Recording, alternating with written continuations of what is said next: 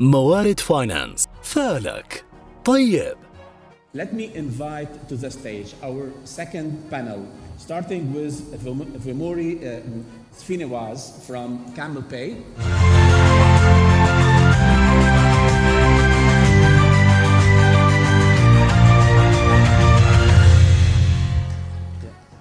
Uttam, Nayak, CEO of Yalamanchili.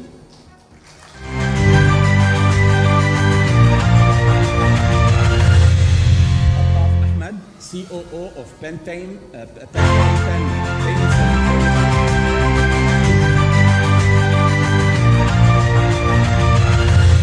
And Harish Karunkaran, Head of Product Strategy at Pine Lab. Hi, Harish. And our moderator for this panel, Sharad Gupta from Senior Partner ALP Tech. Sharad, the stage is yours. And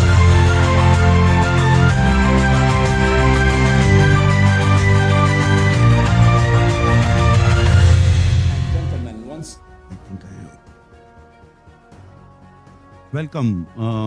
Welcome to this session on open banking, reshaping the financial landscape. I would like to, it's great to see all of you here as part of the session.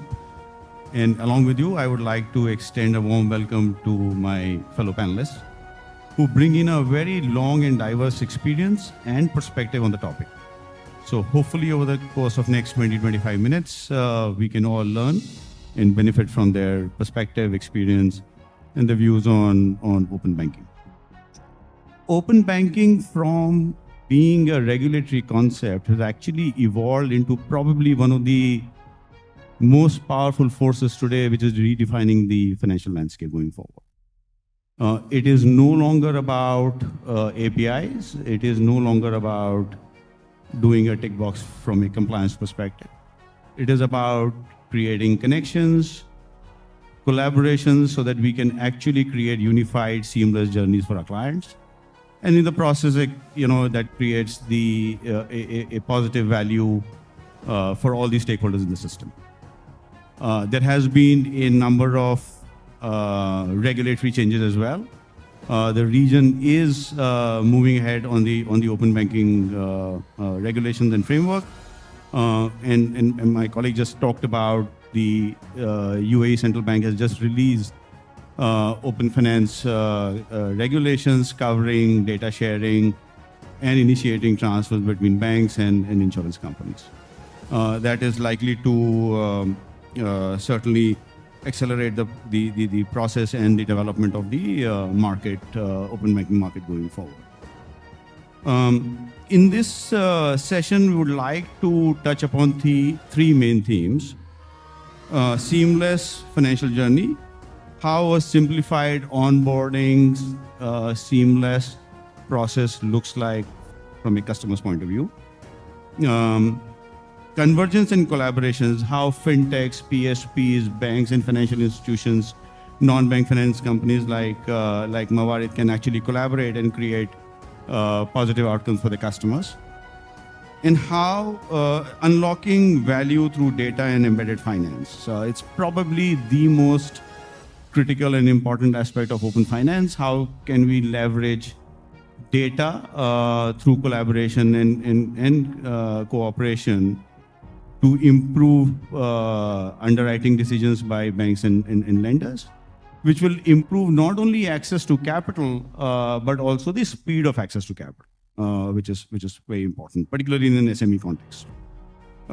With this, let's dive in, and I would like to sort of invite Srini from Kamel Pay to share his views on how a truly worker-centric experience looks like, from onboarding to access of credit to information, and what from a practical perspective look like as a seamless, frictionless journey for an SME. Thank you, Sharad. Unfortunately, Ehsan, who the CEO, had a personal emergency, so he couldn't join, hence I'm here. Just a bit of introduction. Kamel Pay, we are a WPS provider. We kind of cater to the most underbanked underserved community, we look at the blue collar segment. Traditionally, what does happen, I think one of the panelists also was speaking about, I think the CEO of DFC was speaking about how Dubai is all about construction. We have about almost 4 million workers. The previous problem was that the workers' payroll was through WPS was through an exchange house. There was a long wait. Sometimes it used to take more than 24 hours. Sometimes if it's a large corporate, let's say construction group like Shobha or Azizi, it takes about 24 days depending on the number of people. What we do is we have a fintech. We have API-based platform by which the portal, from our portal, the customer can be verified, the card can be issued, as well as the app can be downloaded and activated, everything within 24 hours. So what it does is that from a problem to a solution, the customer gets his ATM card. It also gets activated. Our on-ground staff helps the customer to add the beneficiary. To an extent, we also have API-backed tech, which helps the worker to pay their, I would say, remittances, pay the beneficiaries, as well as utility bills back home. From Chittagong to, say, Maharashtra to a remote village in Nashik, they can actually pay their utility bills from sitting in Dubai or in UAE. So that's what open banking does for us. I would say open banking for Kamel Pay, it's not about technology or compliance. It's all about empathy. And currently we serve about 700 corporates, and we kind of process almost $2 billion annually in WPS. Thank you. Thank you, Srini. Moving on to Uttam. Uttam, with decades in issuance and processing, how do you see card networks and open banking payments complement each other so customers get one seamless, unified payment interface?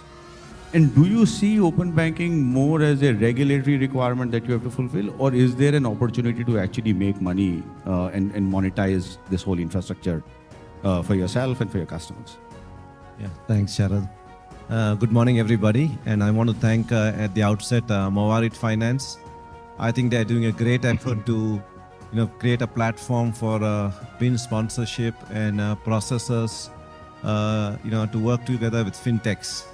So I think that's been a big problem in the market, and I think they're doing a wonderful job to try and change the situation in the market. Coming to the question Sharad asked for, as he said, I did 3 decades in a card scheme, and when it comes to card schemes, they control the credit card or the credit business around the world, and it is built on 65 to 70 years of trust, an acceptance network of over 200 million merchants, and they have a reliable brand. So credit is the space where the card schemes will continue to work. But open banking and open finance coming in has really made the focus move away from card payments to account-to-account payments. So when it comes to account-to-account payments, debit cards are sort of giving away, and you're doing real-time transfers, instant transfers, and at a lower cost, and it's faster. So the complement is, while credit continues to be with the card schemes, account-to-account transfers, local transfers will move on to instant payment rails and be lower cost and faster for consumers. That's the the direction we see the industry moving. How does a processor like us play a role? Obviously, we are connected to close to 250 institutions in 40 markets. And while we are connected for credit, we are connected for debit and prepaid. So we have the connectivity, to financial institutions and fintechs. And when open banking comes in, its orchestration is very important. And connecting the APIs to an orchestration layer is important. And today, you need people with trust and experience in handling data of consumers. So that's where a processor like us comes in. We have 3 decades of experience. People have trust in working with us. They know we follow the data security standards. They know how we handle data securely. So being able to handle their data securely, having the trust, allows us to connect to orchestration layers for transactions like bill payment, insurance payment, government payments, which are generally, recurring in nature, and it has to be fast and convenient. As far as, revenue model, I mean, it's not at the interchange card schemes offer, but it displaces checks and cash for bill payments, as I talked of, educational payment, insurance payments, and creates subscription and, lower transaction revenue, but creates, opportunity for players like ourselves. As far as regulation is concerned, absolutely, regulators have to really make sure that trust in open banking develops. They did a great job working with the card schemes on, on cards, right? People trust the brand, people know it's standardized, people know that there is dispute resolution mechanism and there is zero liability when fraud happens. So open banking regulators need to, work with us and Mawarid Finance to make sure there's a dispute resolution framework and there is trust in the payment experience. And as far as consumers are concerned, they don't care whether it's credit, debit, prepaid, or whether it's open banking or it's, slow payments. All they want is seamless experience. And that is what we can do using the APIs published by the central bank or various different providers. So that's the key thing. And that's where we're trying to bring that trust and confidence and dispute resolution mechanism for consumers. Thank you. Thank you, Uttam.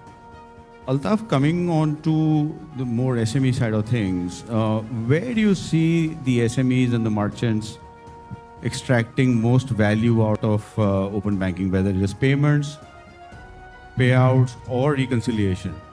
And how does it look like from a more practical, more real life point of view?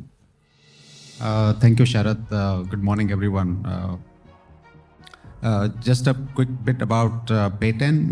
Payten is one of the few fintechs, the new fintechs in the UAE, as well as in many other countries. So we have an SVF and RPS Category 2 license, and we were the first fintech to be awarded the Open Finance license in the UAE. So we are an open finance service provider, as well as a SVF ourselves. In fact, we are already live on the API hub of the Central Bank of UAE and in testing phase with most of the banks in the UAE, and expected to go live very soon. In terms of your question, it's a great question. So, as a concept, open finance or open banking is not just about the regulatory mandate. It's actually a way to unlock the value of the financial ecosystem. For an SME, as you asked, one of the biggest pain points is payments in terms of the cost, in terms of the actual receipt of funds, the settlement, and in terms of the reconciliation that they have to go through. Now, if you look at the current scenario where the schemes and the cards acceptance, the cost is very high with a lot of apologies to the schemes. It doesn't make sense for an SME. Ask any SME in this room, and they will tell you that it's too expensive for them to sustain their business. The settlement that most of the acquirers do to them is T+2, T+4. I have also seen SMEs who get settled T+12, T+15. It's absolutely not sustainable. And they have to do a lot of manual reconciliation because the actual settlement report comes 2 or 3 days later, and then they have to actually do a lot of juggling to basically reconcile the payments. And this is where the open banking actually sorts out a lot of these issues. It's fast, it's instant, it's low cost, very low cost.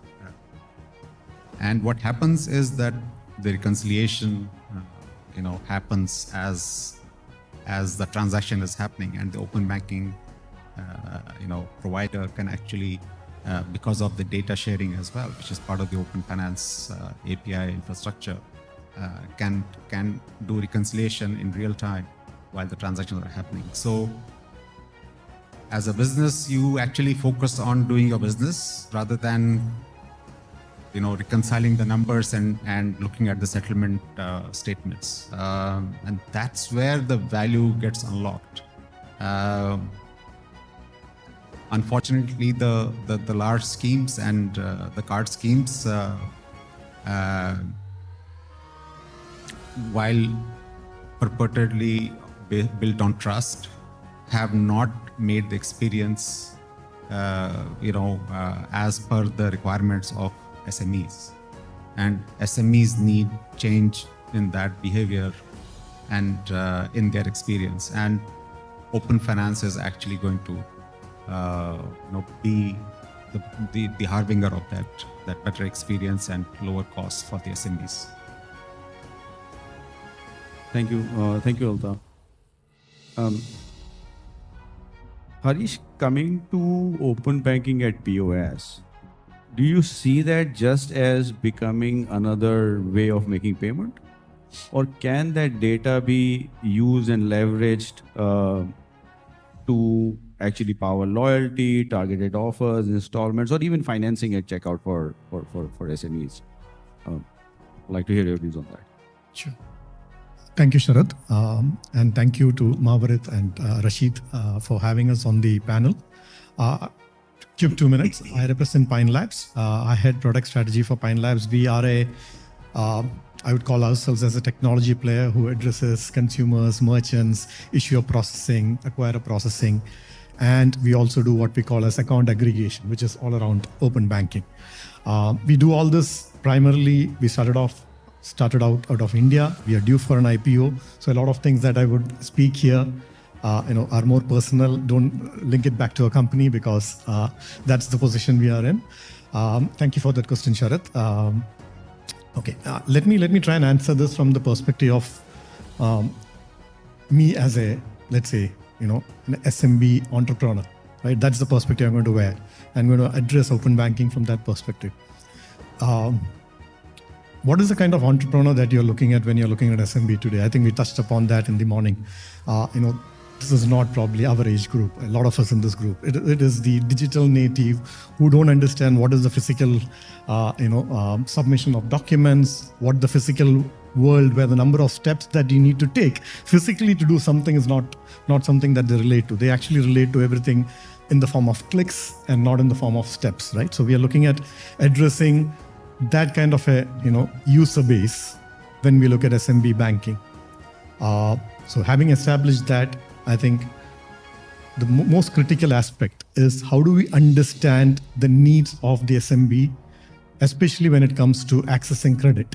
I think the most important or the most underserved segment when it comes to the percentage of credit penetration from the traditional banking perspective, I think SMBs would probably show up there. I think it's probably in a single digit percentage to overall lending that the banking ecosystem does. And hence going back to I think what we heard before, if there is an innovation, if there is something big that needs to change, that has to probably happen in the SMB space for sure.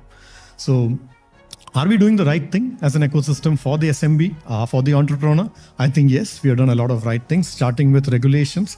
I think open banking as a regulation in UAE, for example, is at the right stage where we've got this framework already in place for open finance. And it is not coined around banking, it is coined around open finance, so which is great. You're actually opening up the ecosystem in the form of APIs as a central API hub into which both data suppliers and data users can hook in. For whatever we have been speaking today morning, right? For the entire ecosystem to really innovate and deliver the customer experiences to, let us say, to an SMB and an entrepreneur on a day-to-day basis so that he can manage his business well, he can start his business well, he can grow his business well, he can in turn take care of his customers well. I think the underlying fact is having access to data, and that ecosystem is being laid together. So that is great. If regulations are in place, API ecosystem is growing, The third important thing that we need to consider for this data to flow is basically the ability to hook into the technology which can lead to or provide the ability to hook into the customer journeys that the SMB entrepreneur is traveling, the SMB as an organization is traveling. I think that is also very much there today. Thanks to cloud, thanks to microservices, thanks to API, thanks to ability to, I'm just touching upon a topic which we again, spoke today in the forum, the ability to tokenize the collaterals, thanks to blockchain, right? Ability to collateralize your, real world assets into token and making it available for real world lending. I think that's a great, technology leap that we already seen and will come into play. So net, where I want to land is basically saying, look, the regulations are in place, the technology is in place, the users are ripe in terms of, users' ability to accept the new age lending, the new age customer experience in the form of digital is already there. That's their expectation. If all these three can come together, there's nothing stopping this ecosystem to grow in the next decade. All this coming together with all of us as players trying to, help them innovate in three areas. One, the customer experience. Second, the infrastructure that delivers the customer experience. And third, players like Mawarid and the larger banking institutions out who basically ensures that all of us who play in the space remain compliant, regulated, can be monitored, and delivers what the SME entrepreneur and the SME really needs at the end of the day. Thank you. Perfect. Thank you. Thanks, Harish. One question that I have is around financing for SMEs, and we touched upon that a little bit. I was a banker in my previous life. I spent a good 15, 16 years working with a traditional commercial bank. And having dealt with small and medium enterprises all my working life, one of the biggest requirement, one of the biggest pain points for SMEs is availability of credit, right? Ultimately, availability of credit is the center of the plate for them. So all the other services, payments, rails, collections, reconciliation are all great services, and they greatly benefit out of it. But whosoever provide them access to credit basically calls the shot, right? And one of the ways where the banks have not been able to really sort of leverage on and is alternative data, which is what hopefully open banking is trying to facilitate. How do you foresee this availability of credit, both from a speed of trade underwriting and quality of underwriting, shaping up over the next 2, 3, 5 years as the sector matures and open banking sort of matures as a sector? Sure. Thank you for that question, Sharad. I think it's a great question, and we have really seen real life use cases around this, right? So to underwrite, to underwrite credit, the key, the key dependencies around the availability of data, right? The data set that can help, the underwriter understand what is the kind of business that SMB is into and what is the kind of risk that it represents. Today, most of the underwriting models that banks rely on, sorry to use the word, probably we can say archaic, right? It has been designed and modeled at a time when there was no open banking, there was no fintech, and hence your ability to financially include the larger players in the ecosystem was very limited, right? But thanks to open banking and thanks to the open sharing of data, that too in a consented, trusted way, I think it's very important to highlight that, right? I mean, today we all, including as individuals, do share data left, right, and center, right? We believe the brand that you see and we share. But I think open banking actually helps to do that in a trusted, consented way, where the consent can be given for a one-time use, or it could be given for a recurring basis, right? Having given this kind of an infrastructure, having given access to a larger data set and the ability to intervene into the customer journeys right at the point of transaction or sale, thanks to the technology again with APIs, you are able to actually do real-time online underwriting using new risk models. Thanks to again AI, ML being there, we are able to actually underwrite risk real time and hence provide the credit at the point of transaction. I think that's where this is going, and with the ability of open finance, and maybe let's call it open data, you actually start understanding the customer in a 360-degree way, rather than probably today, I would say, between an account aggregator system, which provides the data from the current accounts, and you have the transaction data, which processors like us would have coming from cards or alternate payments rails like real-time payments. I think we are still only seeing 50% of what that SMB is doing. There's another 50%, which is all about his business, which you don't see today. Is there a way we would be able to pull the data from that business, or actually the other way around, provide the data that banks see to the providers who actually sit at the customer experience layer, from where these journeys would actually start? Because if I'm an entrepreneur, I'm not going to probably start my journey from a banking app in the future. I might start the journey from the app that helps me solve my day-to-day business problems. I don't want to say which that app is, but it could be any app that all of us are building, right? If I'm going to start the journey from there, then the bank should be available at that app. I should be sitting there. And as an infrastructure provider, I should provide infrastructure to the financial institution to connect into that ecosystem where the actual end user is. That's the way to think about it. And hence, coming back to your question, I think this ecosystem will definitely address the core problem that we are trying to solve using open banking, which is ability to extend credit at the point of sale, at the point of need. It's what is going to happen, basically. Uttam, in a geography, in a market like UAE, where the penetration of cards and banking services is really deep, I think pretty much everyone has got access to bank accounts, but everyone has got access to credit cards and debit cards.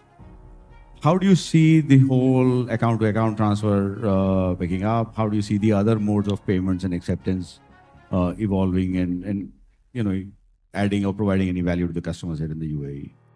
Yeah, thanks, Sharad. Yeah, I think UAE market is as far as retail payments is concerned, I think it's very well addressed by the current payment methods. It's convenient, it works perfectly. There's no problem you're solving for, and in the process they even get reward points and things like that. But as Altaf and Harish said, I think when it comes to the non-card payments, you have to do bill payments. It is still inefficient out here. Take educational payments, still inefficient. We talked of Rentify talked of, right?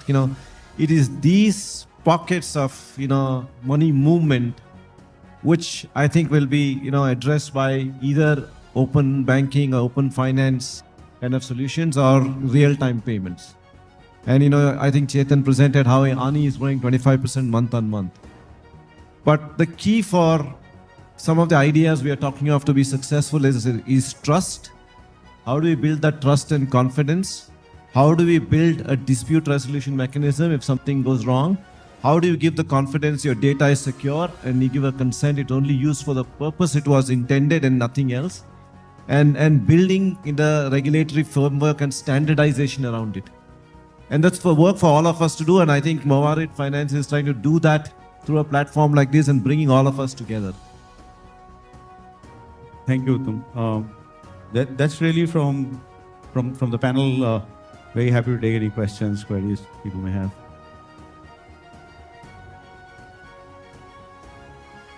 Yes.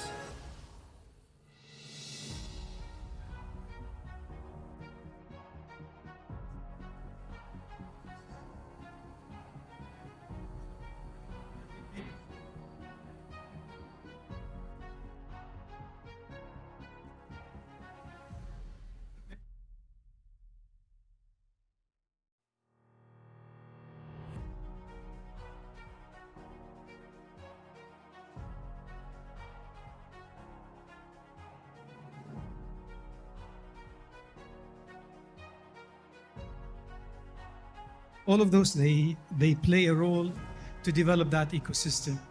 And that ecosystem plays with other ecosystems, so it's linked to other ecosystems. And so they are like nested ecosystems, right? Various ecosystems, fintech ecosystem, entrepreneurial, real estate, so on and so forth. And then those ecosystems have an output, right? That produces productive entrepreneurship. And also those ecosystems have an outcome which plays a role in the GDP. And that also there's a downward causation from the output, for the outcome towards the ecosystem, and this is where the ecosystems further develop. And it is known that in the UAE, most ecosystems are government-driven ecosystems. So they're like top-bottom rather than bottom-up ecosystems. So again,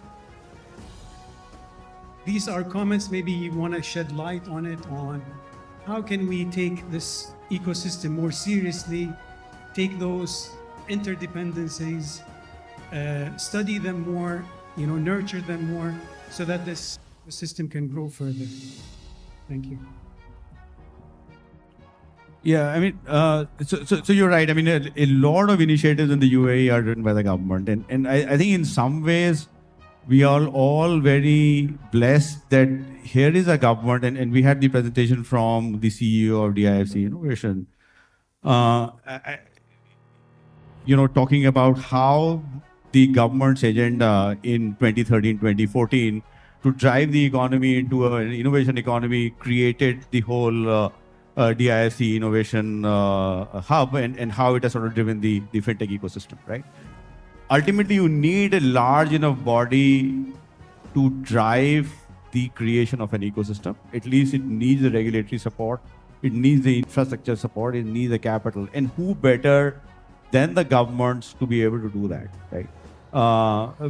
Because when you're creating a new ecosystem, you take something like fintech, right? 10 years ago, 12 years ago, fintechs in the Middle East was a relatively new concept, untested, and private capital, with the exception of probably the Silicon Valley, private capital rarely funds the most risky part of the economy first. So in that sense, you need an enabler like the government, and in some ways we're very blessed to have a government here in the UAE which is sort of driving some of these initiatives and creating these ecosystems. Now, what happens is then once the ecosystem it reaches a critical size and scale, then players like people who are sitting here on the table sort of come in and then take the whole ecosystem forward, build on top of it, and sort of weave the products and services which can ultimately benefit the customers, both from an SME point of view or from or retail or whosoever the clients are, and which ultimately the objective is sort of it ultimately contributes to the development of the country economy and GDP. So I mean, that's really what I would like to say. I don't know if you guys would, Maybe I want to just add one point, thanks to all the points you made, Sharad. Having seen a similar ecosystem in another country, I think one of the critical aspects for this ecosystem to remain sustainable, and that's where sometimes it goes wrong, is obviously it's great that we have a government which is so supportive of creating such an ecosystem. It is also important for each of us as players to understand what is the value that the different players in the ecosystem bring, and price, commercial aspect of such an ecosystem to survive. To get that balance right is very, very important. Every player should understand that the other player is there for a critical reason, and hence the pricing around how each of them will survive for the long run is something that each other should show empathy towards, if that's the right word. I think that will ensure that this ecosystem continues to grow, continues to remain sustainable, and hence all the beautiful things that you shared in terms of creating employment, impact to GDP, everything would directly reflect on behalf of that. Thank you. Sorry, I'll take. Yeah, Srini, please. I know you're waiting for the break. I just want to add one point. See, when you said, I think the CEO of DFC was mentioning about the productivity, and he said there's a focus about increasing the productivity to 40% because, with the AI.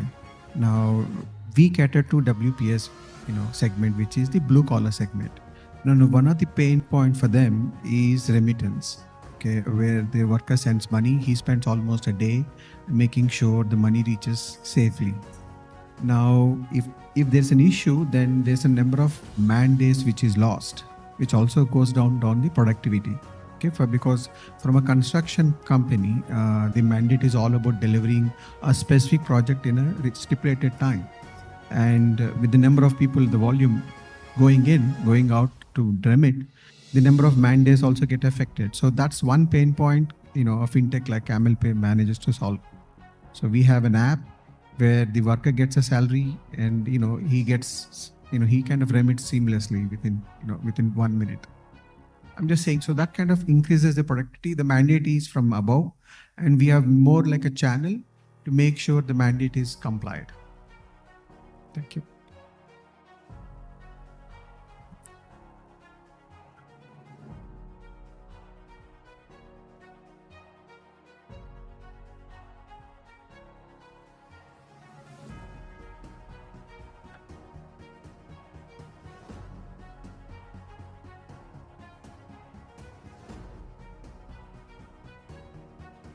For each one of you, my question will be simple, and I would like to hear your answer with 30 to 60 seconds, not more than that. Why Mawarid? What attracts you to Mawarid? If I can hear that from each one of you, please. You want to start? Yeah, if I can, maybe that's the early mover advantage. Sorry, I haven't introduced myself. My name is Dr. Ahmed, the chairman of Mawarid. Assalamu alaikum, doctor. Well, I represent Kamel.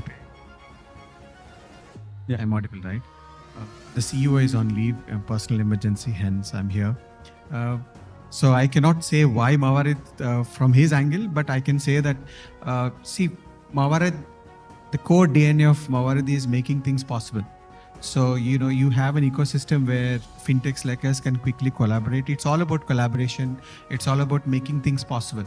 And, you guys make things possible for us. That's why.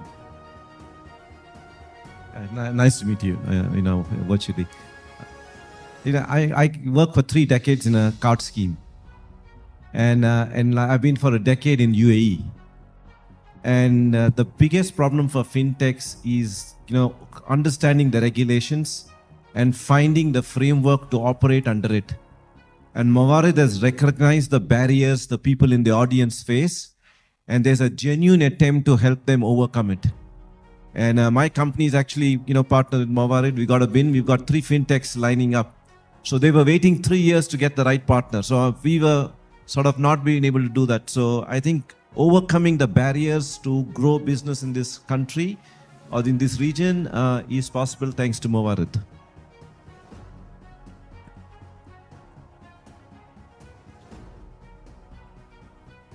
Thank you. It's so great to be here, and thank you so much for such a very nice event with such eminent speakers. Mawarid has actually come out as one of the champions of the fintech industry in the UAE. We have a lot of similar kind of companies who are operating in financial services, but there are very few companies who have a vision to champion a cause. And being a pioneer in supporting the fintech industry itself is something that no other companies don't do. So in that sense, Mawarid has really outshone in the financial services landscape in the UAE, and congratulations for that vision.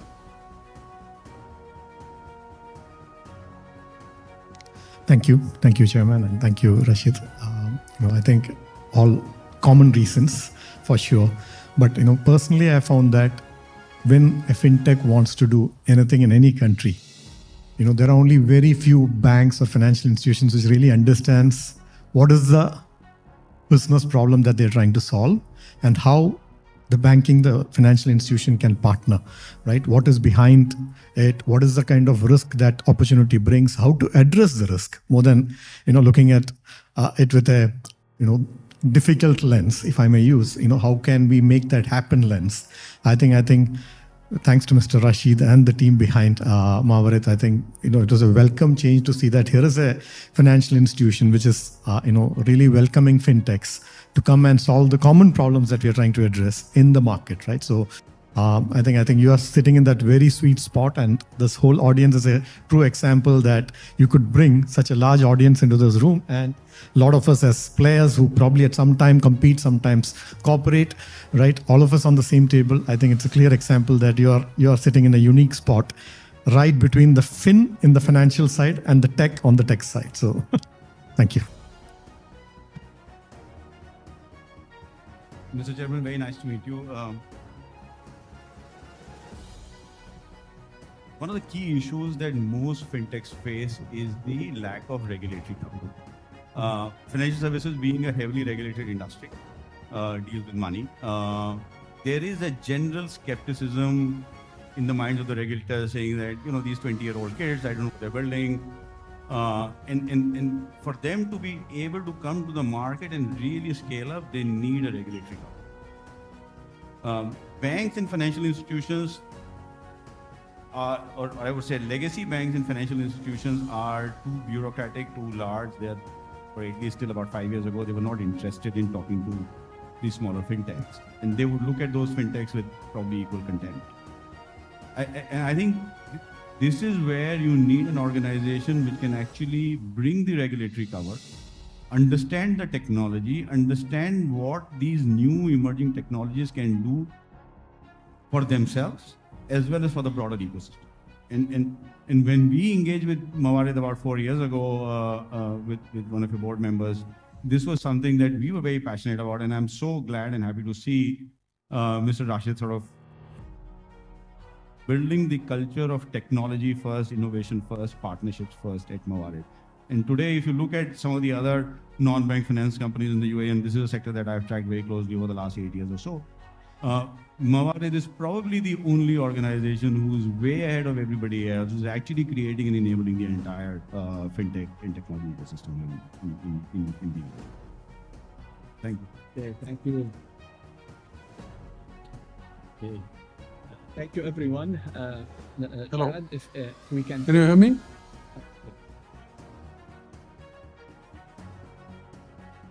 Yeah. UAE being in the forefront of adopting new technologies and, always wanting to be in the front side. I come to know that a lot of startups face big challenges in opening a bank account because of the somewhat outdated systems, banking systems. So I've been seeing this for the last few years. I don't know if there is anything being done on this front, because a lot of SMEs and a lot of startups have set up house in UAE. And banking system is very strongly related to the day-to-day affairs of the startups. So I want to know if there is anything being done in that direction. And question number 2, do you think the banking system is ready for mass adoption of cryptocurrencies?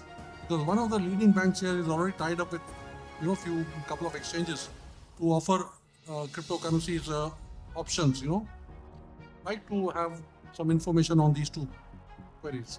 Thank you.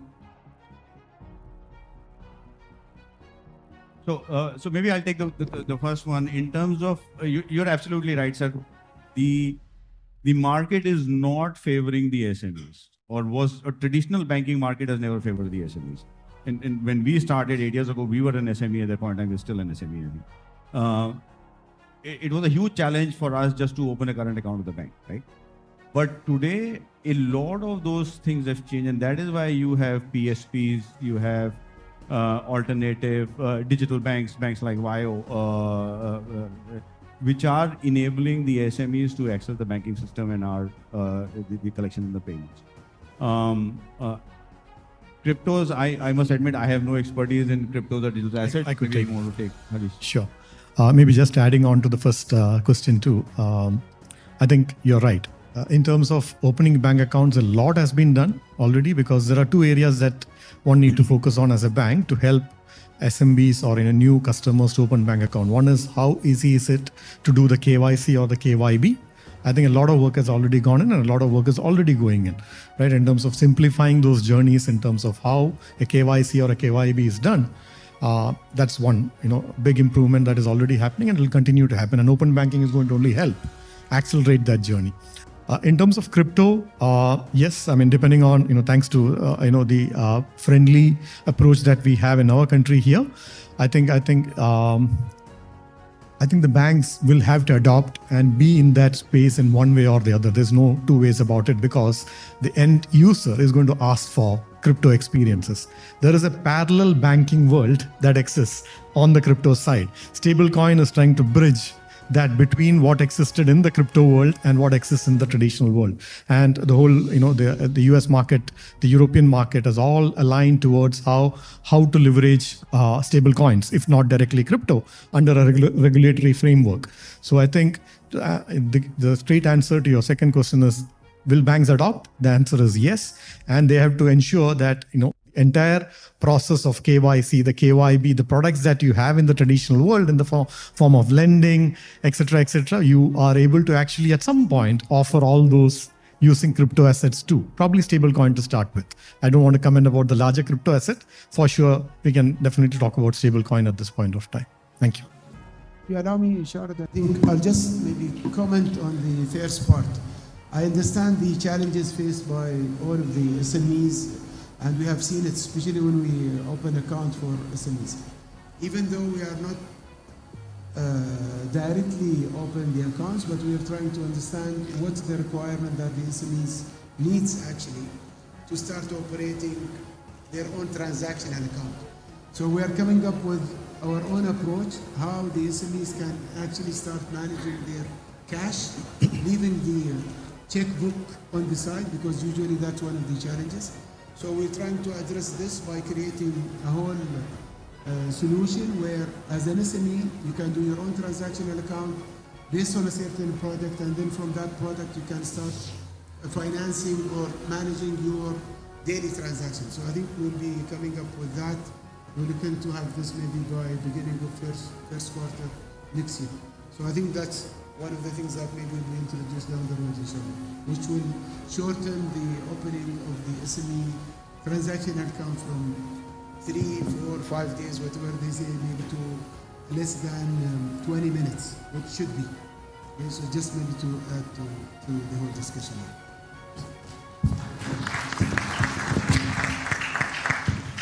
Since Abdullah, Mr. Rashid has answered the first part, I'll answer the second part.